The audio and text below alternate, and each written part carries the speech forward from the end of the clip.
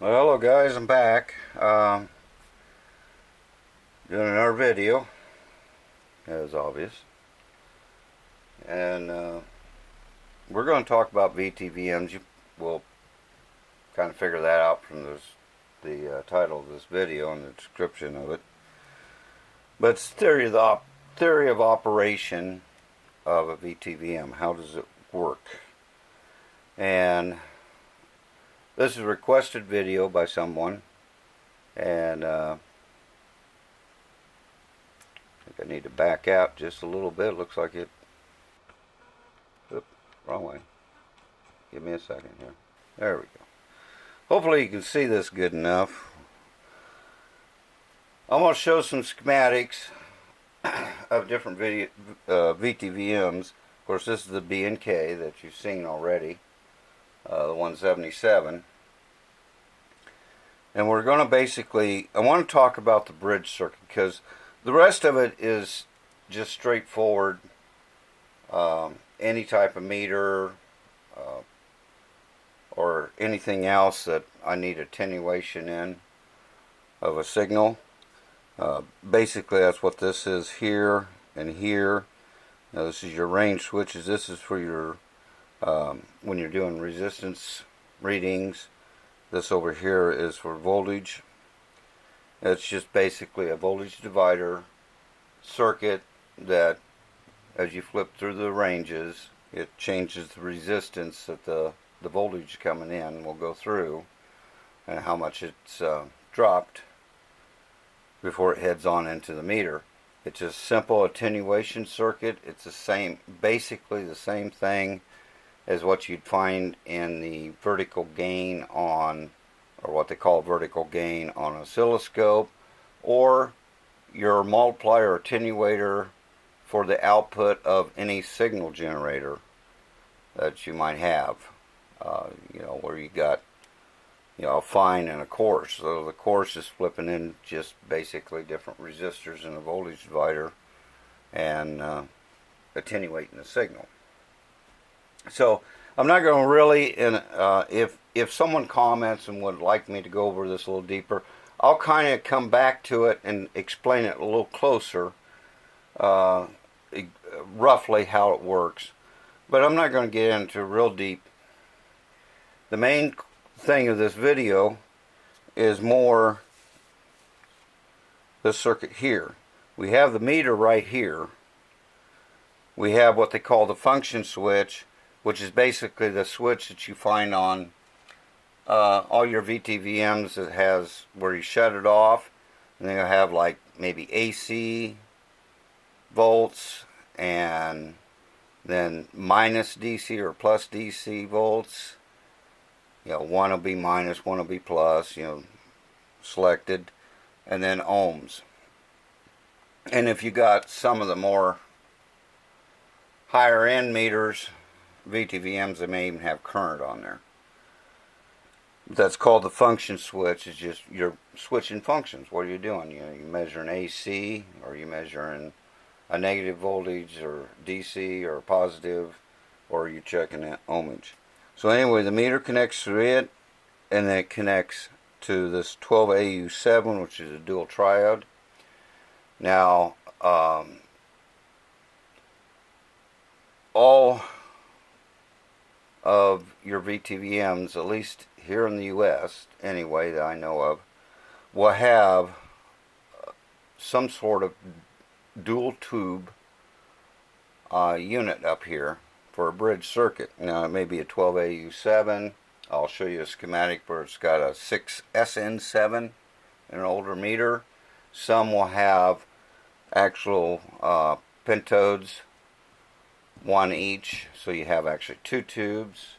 But a lot of your meters, such as the Heath kit and the ICO and the RCA and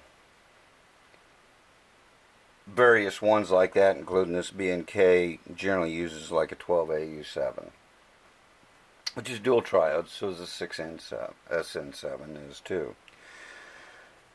But I'm going to explain how this thing works And I've actually, underneath this schematic, I got a real good schematic, so then you can see it even a little better. But this is a bridge circuit based off of, well, basically the Wheatstone bridge. And how it works simply is this. We have two triodes here. Now one is fixed bias. They're both cathode bias. They both have cathode resistors, 680 ohm. Now the values don't hold in stone because various meters use various resistor values.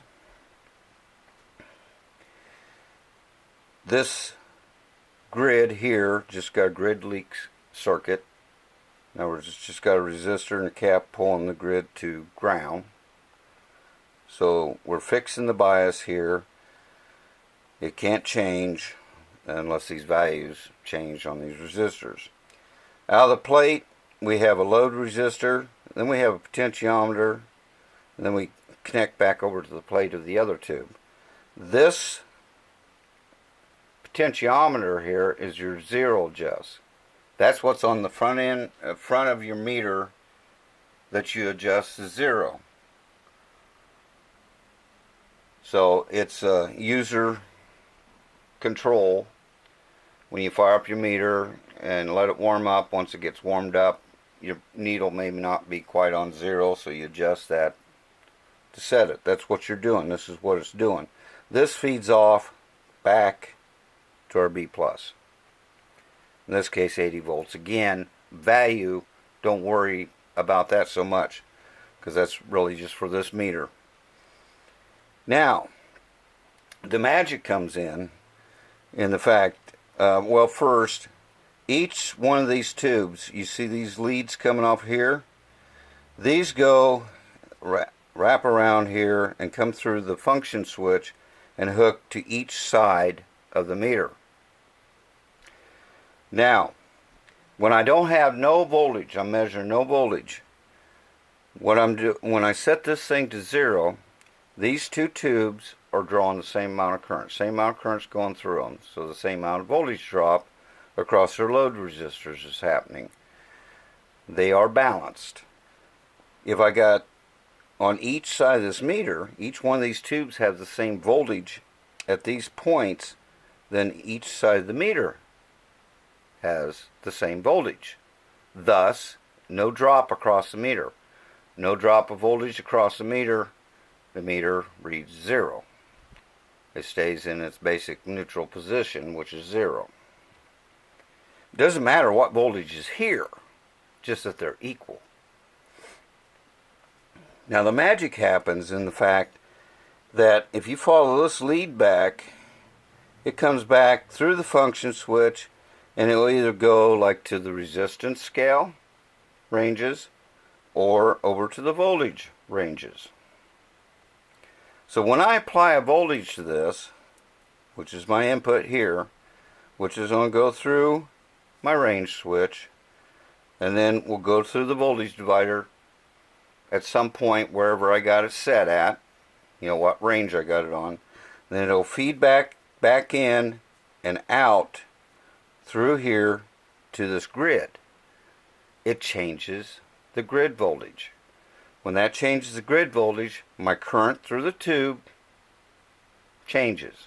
When it changes, the voltage drop across this resistor changes, which means this voltage here changes, going down through everything to one side of the meter. So now they're not equal. Now the meter moves upscale. Now the reason why we're going through the function switch partly is because we have plus and minus DC volts as two of our functions. We can either set it to minus DC, or we can set it to positive DC. Unlike your digital meters, modern day meters, which if you measure a negative voltage,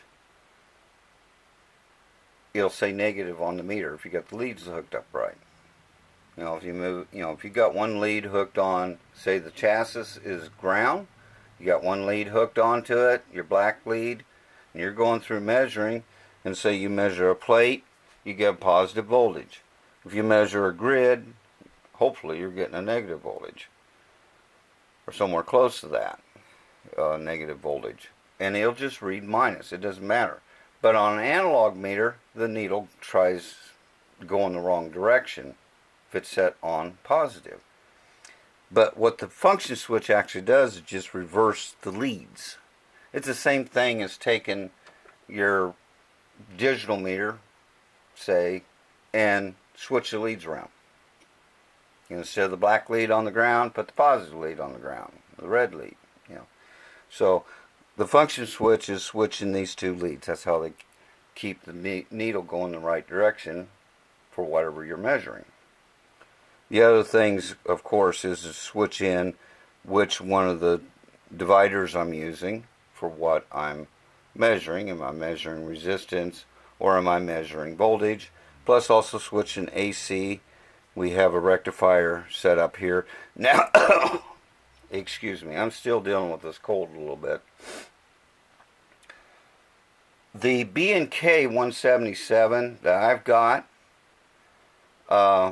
this schematic is, I would say, a little bit newer than the meter.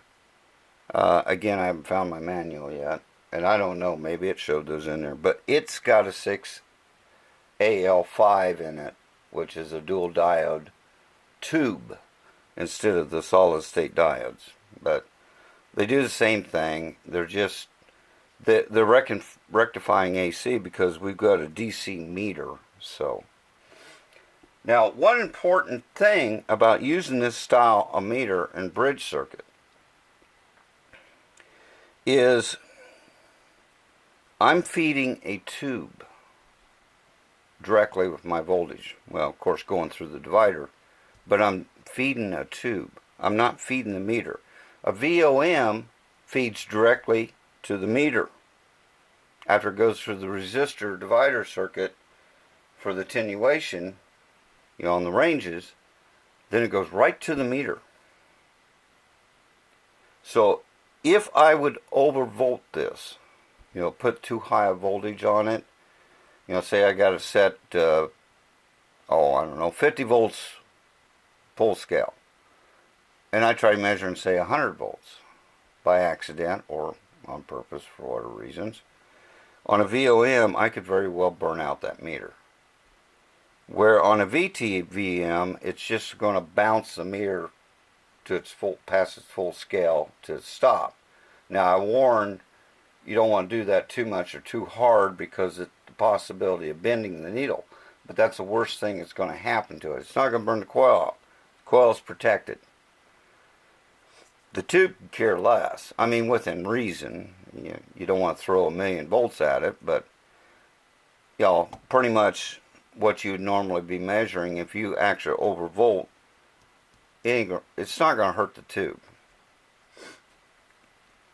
So basically the meter literally is protected. It is isolated by these tubes from my input. Now, to get a better seeing of this, because this is a standard schematic you're going to find on VTVMs, is drawn something like this. But RCA, I believe it's RCA, yeah, they had an old meter, the 165, the WV165A, which they did a real nice job of drawing out the schematic to literally look like a bridge. Now over here we've got our inputs. We have our common black, and which basically is just going to ground. And then your AC and ohms and your DC volts. Now on this meter, it was old enough they didn't put a switch to switch in a resistor for DC in the probe, like I showed you on the B&K. Instead, what they had is two separate probes that you'd plug in, one for AC and one for DC. We go through our divider, and then we feed one of the tubes. We're coming directly over here and feeding this tube. The other tube will be held at a fixed bias. Now the interesting thing I want you to notice, this is using 6K6s. So these are audio tubes, power tubes. But we're using those. They chose to do that. They're running them at a relatively low plate voltage. And they're tied in as triodes. The screen is tied to the plate. So the screen and grid and the plate are at the same magnitude. So it's basically like a triode. And of course your suppressor is always connected back to the cathode as a general rule. But you notice that the diamond shape, which is a Wheatstone bridge, with the center connected in the center here is my meter. Of course we have our function switch, and it goes through the function switch, but our meter's here. One side of the meter going through the function switch goes to one side of the one tube, and the other one goes to the other tube. One tube is fixed bias, the other tube is not. So when I plug in a voltage through here, whatever range I got it on, and it feeds in, it'll feed through our function switch and into our grid, changing the current through this tube, which consequently changes the voltage and changes what happens on this side. We're not balanced anymore here. I got a voltage drop, my needle moves. The other thing I like about this, as opposed for at least teaching methods or talking methods on a video, is these type drawings, although they're actually a pictorial or a cartoon of the actual wafer switch, and they actually talk about, you know, how they're set up in the switch itself and stuff, and they actually are showing you the actual connections to that wafer switch. Mind you, most of these resistors are actually sitting and mounted on the switch, but it's fine. But for you to sit here and try to imagine in your mind, as that switch turns, what's being connected and what's being disconnected and stuff as it rotates through, is difficult to see if you're not experienced with multiple position switches, wafer switches. Where this one is drawn a lot better. It's same type of switch, but they just literally drew it. They drew a circle, but you can see where that contact's going to make. Each one of the circles. As I rotate this, I start rotating this counterclockwise. It's at 1,000 volts. It'll move to 300, then 100, then 30, then 10, and 3. And you can see that. You just draw it in if you want. Just, you know, like that, if you want to. Any one of the switches.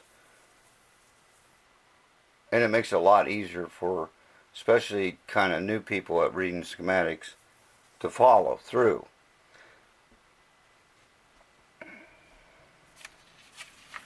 So now I'm going to move the camera around so we can kind of look at some other stuff. And again, of course, your zero adjust is up on the plates, which is a control that you control to set your zero for the plate voltage. Now, these don't have to be hooked up with the plates, as I've shown these 2 meters were, that is hooked to the meter. They can be cathode followers where they're hooked in the cathode, and I'll show you a couple, at least 1 meter that's that way. And I'll probably go to that first, and then we'll look at some others. And see, which is the Eichel 232-249. The difference between the two models is the 232 is more a square rectangular box, where the 249 is an elongated box with a bigger meter on it. So I'm going to shut this off and get it set up so that pause the video, and when I come back, we'll be looking at what's on the screen. The screen, I think, kind of flickers because the refresh rates between the camera and the screen is not quite in sync, but I'm not sure. I haven't studied this camera well enough to see if I can actually change its frame rate or not. So bear with me on that. It's not bad, but it's there. I'll be right back. Well, hopefully it got going. I'm back anyway. Now this ICO, the plates are tied together on the 12AU7, and then feeds back to her B+, rectifier diode and stuff. It is down here in the cathode circuit that we're varying our voltage and varying what the meter is going to see. Now this one's real difficult to trace out for sure how it's working, because it goes through a lot of different switching on how it works, but it does connect in on how they're varying it. Now a little better one can be shown. I don't know if I've got another one. Yeah, this one here. This one's a little better. This is the not the B and K. I'm getting all my letters mixed up. This is the HP 410B. I had shown this meter when I got it, so it was on some videos in the past. But anyway, now don't worry about these two guys here. This is a high-end meter. It's designed, well, this is the probe, the AC probe. It's got a high frequency rectifier tube in it, diode tube in it, an EA53 or 2-01C. And, oh, you can't even see that, geez, I'm sorry.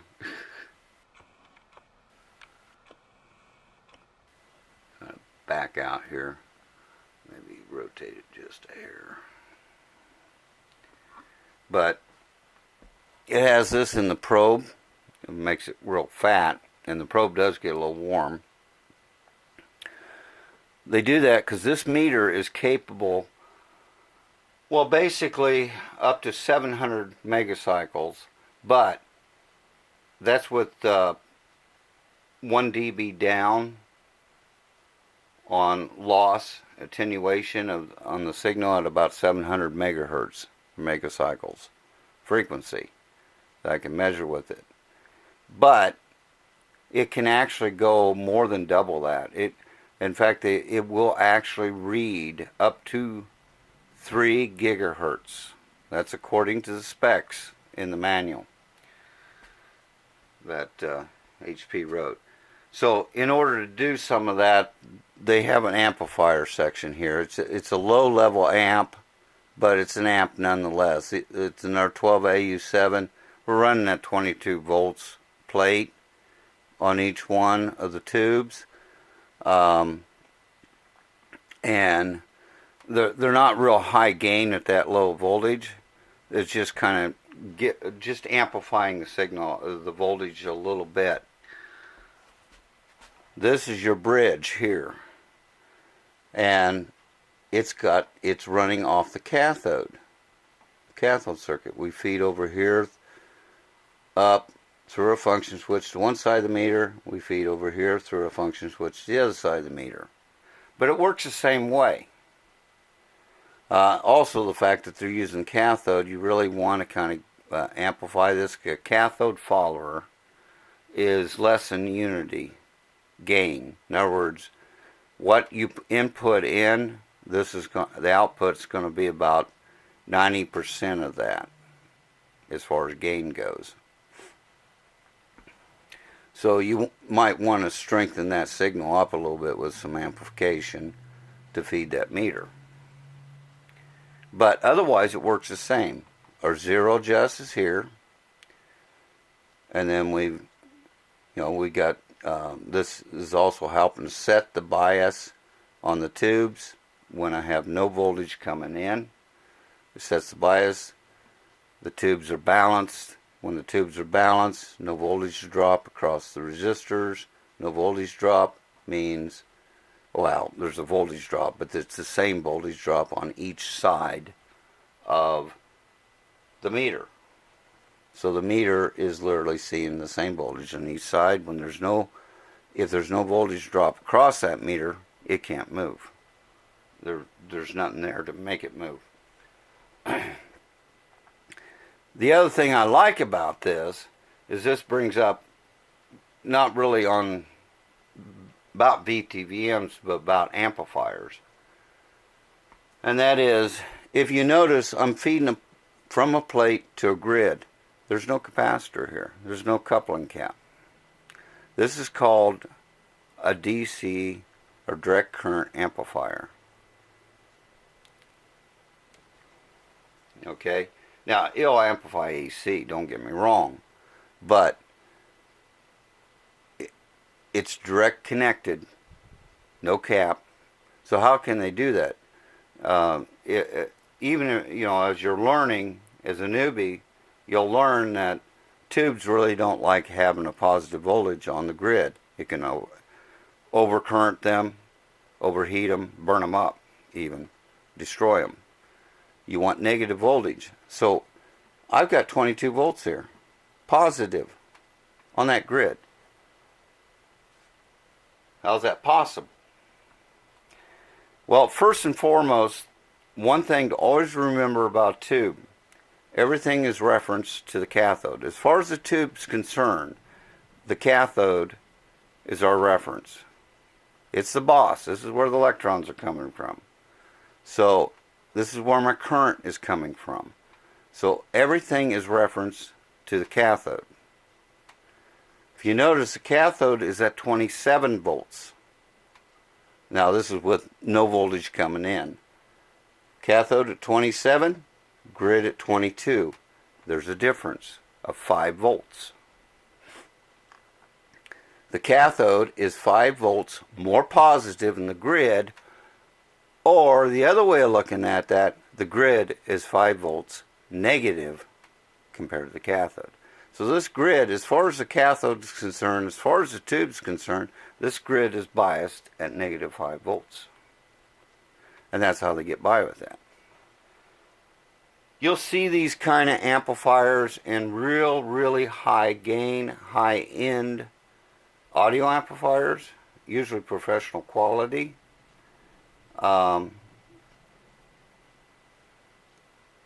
Sometimes they have a little troubles with the coupling caps. Generally this will be, they'll have several preamp stages coming in, and they'll use DC coupling and the preamp stages. They want to keep the caps out of there, because the caps, no matter what size you put in there, what value capacitor, it's going to affect the frequency of the sound a little bit. So, high microfarads will let more of the low end pass and try to cut back on the high end, and vice versa if it's a low end, low value capacitor. So the way to get around that is DC coupling. Another place that they'll use this is really high frequency amplifiers. Way up there in the gigahertz. They'll use it up in there, and again, it deals with them caps. You can't get even if you use mica caps, they'll leak so badly and give you some troubles when you're dealing with that high frequency. So anyway, I wanted to point that out. Now,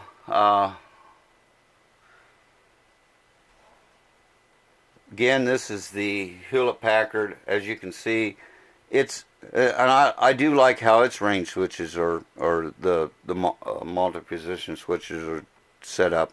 Instead of the circle, they're set up straight, but you can see the arrow. You can just visualize that arrow moving down or back up. Same way over here and here and here. So it makes it a little nicer. The other thing to notice about this, it's got a regulator tube in it. They're regulating the voltage on the B+, part of it anyway, to some of the tubes. So, and it's also one that does not use a battery. Here's the diode that is feeding off through the switch and everything for a resistance for the ohm scales. And this is a tube V6. What this is it regulates the 5 volts needed for the filament for V1. It keeps it right at 5 volts. So that's what, it's a ballast tube, but if this voltage would change a little bit, say the input voltage here would change a little bit, maybe your line voltage goes up a little bit that's plugged into the meter, you know, the meter's plugged in, or varies a little bit. The current through here will vary a little bit, which will change the voltage drop on that resistor inside, which will change and bring this back in line. And of course it's adjustable when you're doing calibrations. So let's see, and then some of the other meters, the WV98A, 6AL5 for the AC double diode, and then of course using a 12AU7. They're using the plate circuit on it. It's kind of drawn a little differently, so as you can see, unlike the one schematic, the 165A, which really shows a good shot of the bridge being looking like a bridge, that they draw these schematics various different ways. And again, your attenuators and stuff. And then the WV77A, the first of the Junior Volt ohms, and here's your 12AU7 here. And then I've got one last one I want to show you that's used instead of 12AU7. It's this night vacuum tube voltmeter.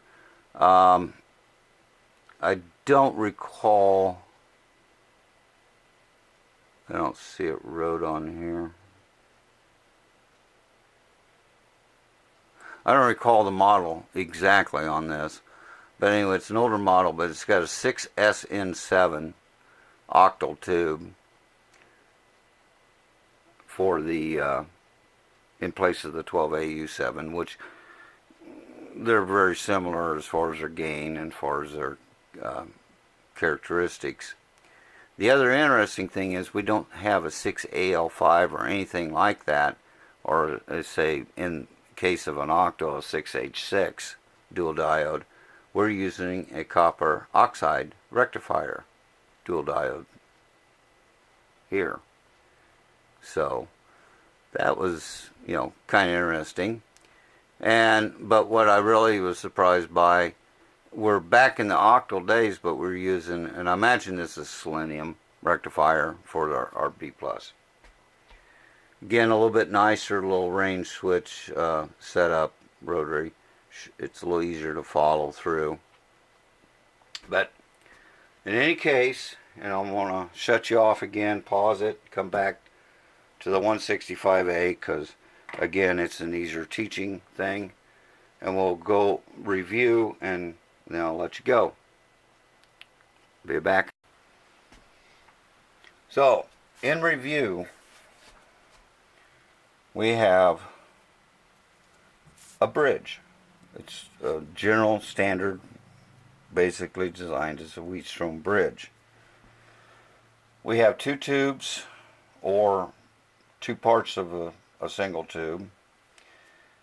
The meter's hooked across the center points, We have our zero adjust that balances it when there's no voltage input. You fix one grid, one tube, fix bias it so it never changes. You input in the other tube what you're measuring. And by doing that, it changes that tube and balances the bridge, which then allows the voltage to go through the center across the meter. When these are balanced, same voltage on each side of the meter. When you have same voltage on each side of the meter, no voltage drop whatsoever across the meter. And when this one gets out of balance, I'm feeding it a voltage. Say I'm measuring a voltage, I'm feeding it a signal, then it throws that balance off. It changes its voltage, which changes voltage on one side of the meter. Now I have a voltage drop across it. And that's basically, that's it. That's all there is to it. And that's how it works. I really don't have much more to say.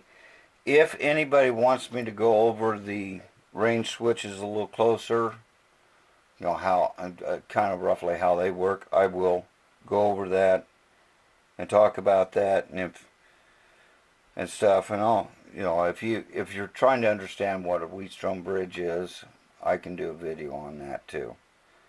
Otherwise, I think I'm going to end the video here and get this put together and try to get it uploaded later today. If anybody really wants to know, it is right now at this point 1:35 p.m. where I'm at here in the Midwest, the center of the United States, Central Time. So this should be up, later this afternoon. It'll take probably a couple minutes I wish it was a couple hours for it to upload.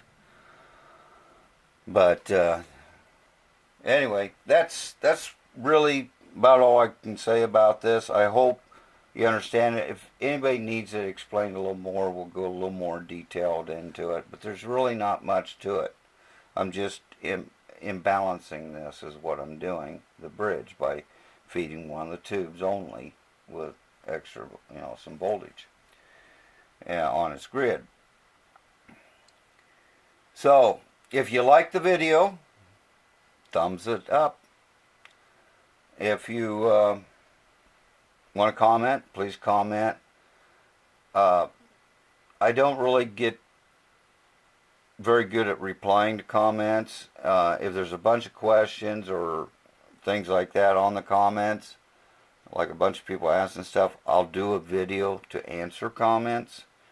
But I'm not real good at typing, nor am I at spelling, and plus my wrists start really hurting when I type any length of period of time at all.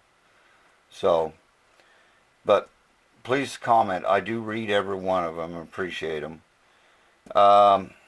And speaking of doing answer video comments, there's been a few comments left, not just on the last video, really. This is an answer to one, anyway. But other videos and stuff, I need to kind of do a comment video to answer some of those. Anyway, so again, thumbs up, comment, and if you like what you're seeing and you're not subscribed, please subscribe. Oops, sorry about that. I bumped into you. And I'll see you on the next video. You all have a good day and a good week.